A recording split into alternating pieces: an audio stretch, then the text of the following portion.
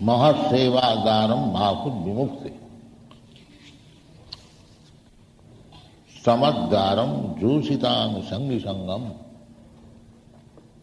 महांतस्ते समचित्या प्रशांता विमन्नव सुहृद साधव जी। तो यदि हम लोग मुक्ति पथ में जाने को चाहता हूं तो महत् सेवा, महात्मा को सेवा ये करनी चाहिए। नरोत्तम दास ठाकुर से छारिया वैष्णव सेवा निस्तार पे छे केवा। तो महात्मा का अर्थ होता है वैष्णव। कल ये समझाया गया था कि भगवान किसको महात्मा बोलते हैं। और इधर साऊं भगवान महात्मा किसको बोलते हैं।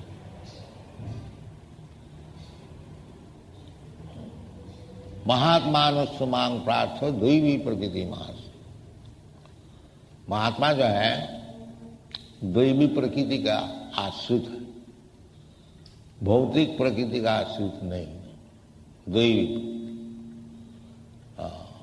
तो दैवी प्रकृति का उसका लक्षण क्या चीज है? भजंती मांग अनन्य मनसो। जो भगवत भजन करता है अनन्य भाव से वो महात्मा है, वो साधु है।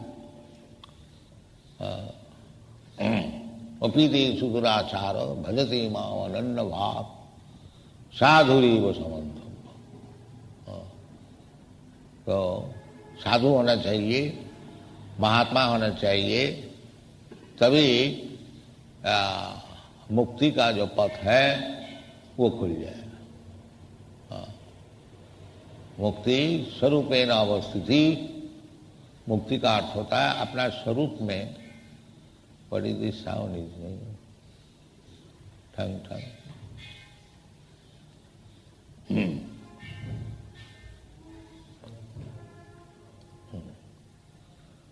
ये जो हम लोग है, ये मनुष्य शरीर है कि कुत्ता शरीर है कि पेड़ का शरीर है, देवता का शरीर है, हिंदू का शरीर है, मुसलमान का शरीर है, ये स्वरूप नहीं है। ये शरीर पलटता है, जैसा ड्रेस है। आज ये ड्रेस में है, कल दूसरी ड्रेस में है, फिर तीसरी ड्रेस है। इसी प्रकार बासांसी जिन्नानी यथा विहाय, जैसा अपना कपड़ा बदलता रहता है एक छोड़ के और एक, इसी प्रकार हमारा स्वरूप दूसरा चीज है और ये कपड़े से वही ढका हुआ। ये जो भौतिक शरीर है, जैसा कोट और शार्ट है उससे हमारा शरीर ढका रहता है, इसी प्रकार ये जो शरीर ये नित्य नहीं है। ये भुट्टा भुट्टा प्रलियत, एक शरीर छोड़ देने पड़ता है फिर दूसरा शरीर ग्रहण करने पड़ता। तो ये जो शरीर ये हमारा शरीर स्वरूप नहीं है। ये जबरदस्त किसी कारण से ये स्वरूप को हमको ग्रहण करने पड़ा, इसका नाम है माया।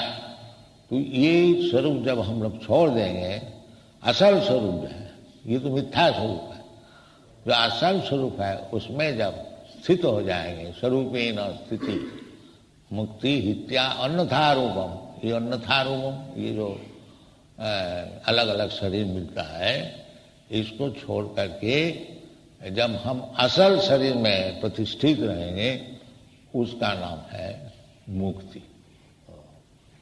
तो असल शरीर तो हम लोग जानते ही नहीं।